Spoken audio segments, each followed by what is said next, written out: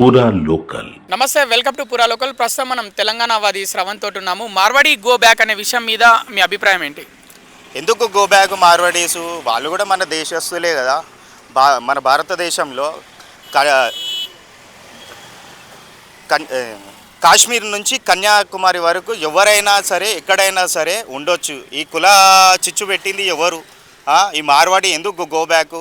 వాళ్ళు కష్టపడతలేరా? వాళ్ళ కొత్తగానే వస్తున్నాయా? వాళ్ళ కమ్యూనిటీ హిందూసే కదా. వాళ్ళు కూడా భారతదేశంలో ఎవరైనా ఎక్కడైనా ఉండొచ్చు.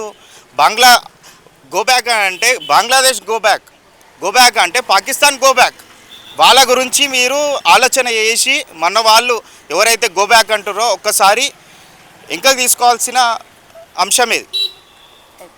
మార్వాడీస్ నకిలీ వస్తువులు అమ్ముతారు, 2 నంబర్ దందా ఎక్కువ చేస్తారని కూడా చెప్తున్న పరిస్థితి.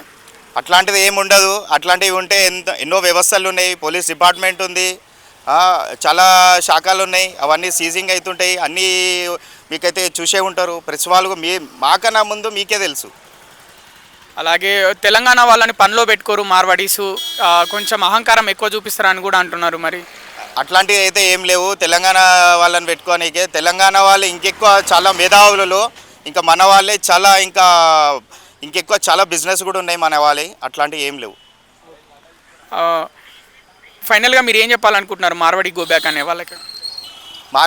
మన దేశంలో ఎవరైనా సరే ఎక్కడైనా ఉండి బిజినెస్ చేసుకునేది మన భారతదేశంలో ఉంది.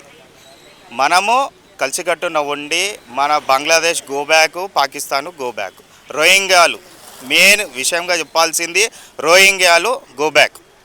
మార్వాడీస్ వల్ల మీకు ఎప్పుడన్నా పర్సనల్గా మీకు ఎప్పుడన్నా నష్టం కలిగిందా? ఎటువంటి ఏం నష్టం లేదండి వాళ్ళతోటి.